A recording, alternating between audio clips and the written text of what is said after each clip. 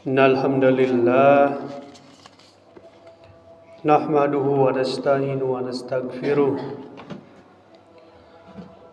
na'udzu billahi min shururi anfusina min sayyiati a'malina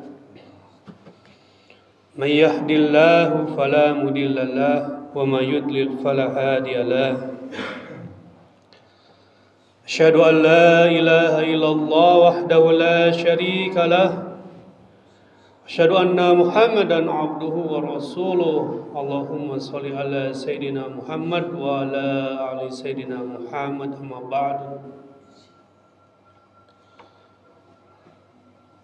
Qala Allah ta'ala fil Qur'anil Karim, a'udzu billahi minasy syaithanir rajim. Ya ayyuhalladzina amanu, wahai orang-orang yang beriman, ittaqullaha haqqa tuqatih, bertakwalah dengan sebenar-benarnya takwa. Wala tamutunna illa wa antum muslimun, dan janganlah kalian mati kecuali kalian mati dalam keadaan muslim. Qala Allah ta'ala aidan, laqad kana lakum fi rasulillahi uswatun hasanah. Sesungguhnya pada diri Rasulullah itu benar-benar ada suri tauladan yang baik bagi kalian. Liman kana yarjullaha wal yawmal akhir, yaitu bagi orang yang mengharap rahmat Allah dan kedatangan hari kiamat. Wa zakarullaha katsira, serta yang banyak mengingat Allah. Puji dan syukur kita panjatkan kehadirat Allah Subhanahu wa taala yang masih memberikan kita kenikmatan iman dan Islam, yang dimana dengan nikmat iman Islam tersebut kita masih diberi hidayah oleh Allah Subhanahu wa taala untuk senantiasa menjalankan segala perintahnya dan menjauhi segala larangannya. Salawat serta salam semoga tercurahkan kepada junjungan kita Nabi besar Muhammad sallallahu alaihi wasallam, kepada keluarganya, para sahabatnya, para tabi'in hingga kita umat Nabi Muhammad SAW yang berkumpul di hari yang mulia ini, di tempat yang mulia ini. Semoga kita yang berkumpul sekarang ini mendapat syafaat dari Rasulullah SAW di akhirat kelak. Amin ya rabbal alamin. Hadirin sidang Jumat rahimakumullah, 12 Rabiul Awal adalah hari yang bermakna, khususnya untuk umat Islam di dunia ini, yaitu adanya momentum kelahiran Nabi Muhammad SAW.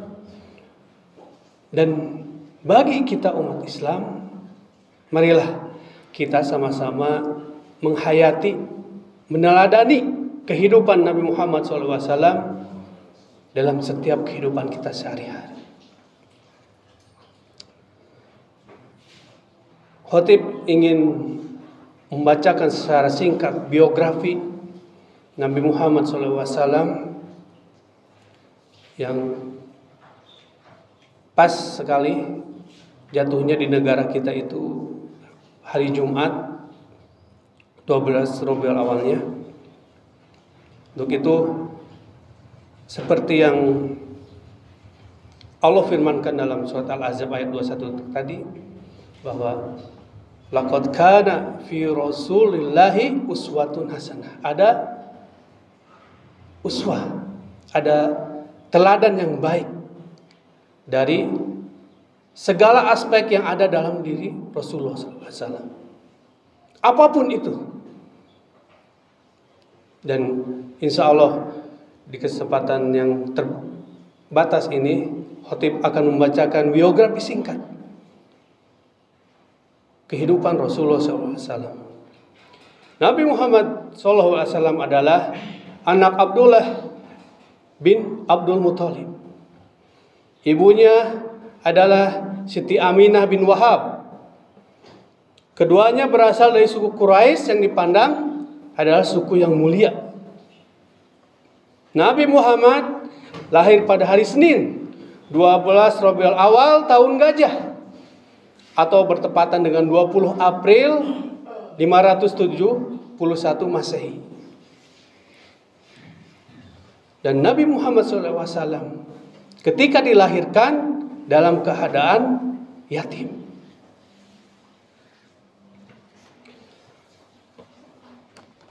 Empat tahun lamanya Nabi Muhammad SAW tinggal di dusun Bani Sa'd bersama ibu susunya yaitu Halimah Asy-Syadiyah.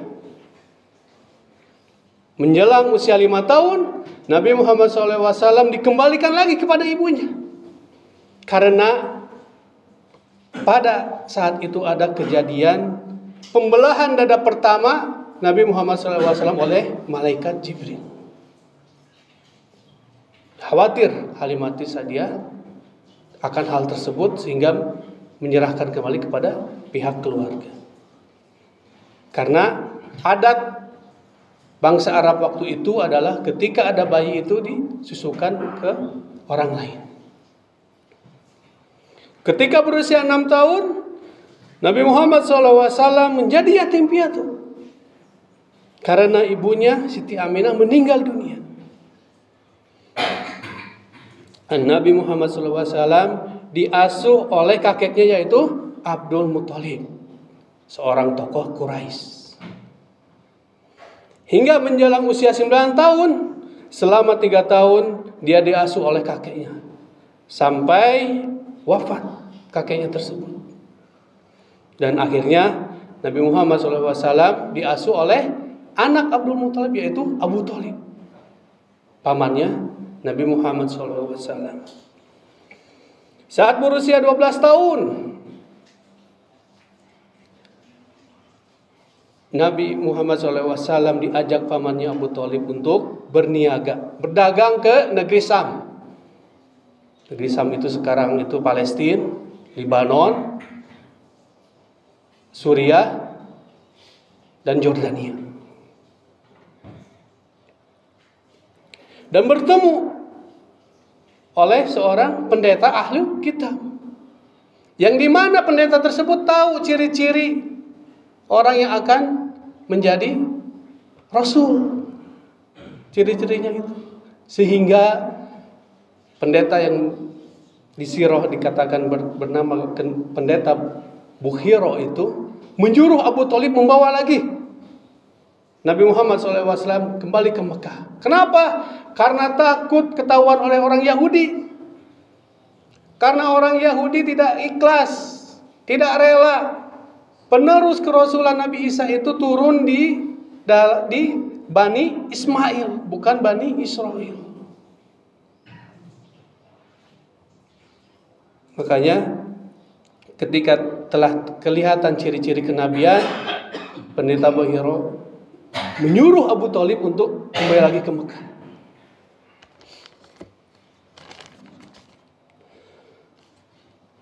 Di usia 25 tahun, Nabi Muhammad SAW meminta izin kepada Siti Khadijah yang kelak nanti itu menjadi istrinya. Meminta izin kepada Siti Khadijah untuk kerjasama perdagangan. Dan kembali lagi Nabi Muhammad SAW berniaga ke negeri Sam. Kali ini ditemani oleh seorang budaknya Siti Khadijah yaitu Maisarah. Maisarah di sini adalah laki-laki.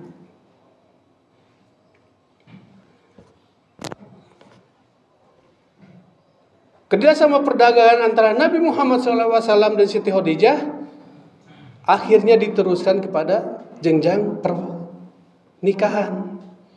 Karena Siti Khadijah mengetahui gerak-gerik tutur kata strategi perdagangannya dan akhlak mulia Nabi Muhammad dari Maisyarah. Diceritakan kepada atasannya itu akan kepribadian Nabi Muhammad SAW, sehingga Siti Khadijah tertarik, kagum kepada Nabi Muhammad SAW dan melamar Nabi Muhammad SAW. Suatu hal yang jarang terjadi di kehidupan dunia ini, seorang wanita melamar laki-laki.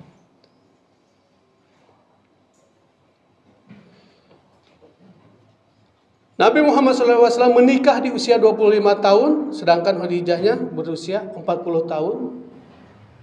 Akhirnya mempunyai 6 orang anak. 4 perempuan, 2 laki-laki.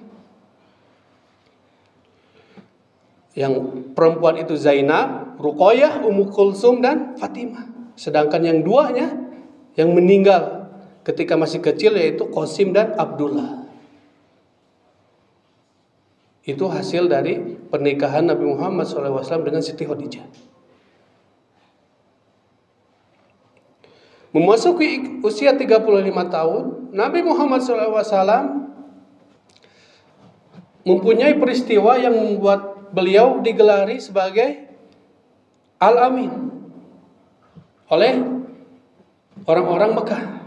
Ini belum menjadi Nabi, belum menjadi Rasul, tapi oleh orang-orang jahiliyah waktu itu digelari sebagai Al-Amin.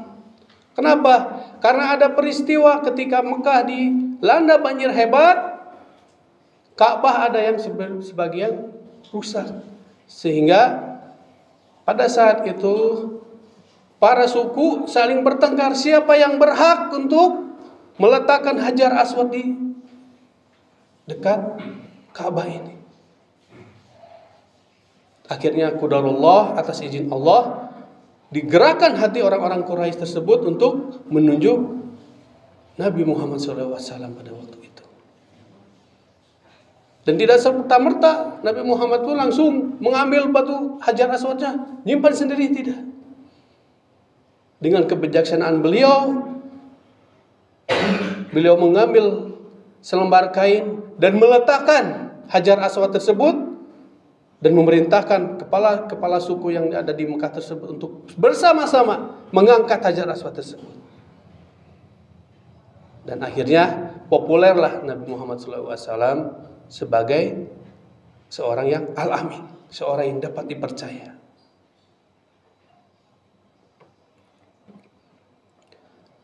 Di usia 40 tahun, hadirin sidang Jumat rahimakumullah, Nabi Muhammad SAW sering menyendiri di Gua Hiro yang letaknya kira-kira kurang lebih 10 km dari kota Mekah. Saat beliau berdiam diri, tiba-tiba datang malaikat Jibril menyuruh Nabi Muhammad SAW untuk membaca salah satu wahyu. Iqra. Apa jawaban Nabi Muhammad SAW? Ma'ana biqari. Sampai 3 kali begitu. Iqra ma'ana biqari. Iqra ma'ana biqari. Baca, saya tidak bisa membaca. Suruh baca apa? Baca surat Al-Alaq ayat 1 sampai 5. Iqra bismi rabbikal ladzi khalaq. Khalaqal insana min 'alaq. Iqra wa rabbukal akram allazi 'allama bil qalam 'allamal insana ma lam ya'lam. Sampai di rumah, Nabi Muhammad seperti orang yang melihat sesuatu yang belum pernah dilihat oleh Nabi Muhammad SAW sepanjang hidupnya, yaitu melihat malaikat Jibril.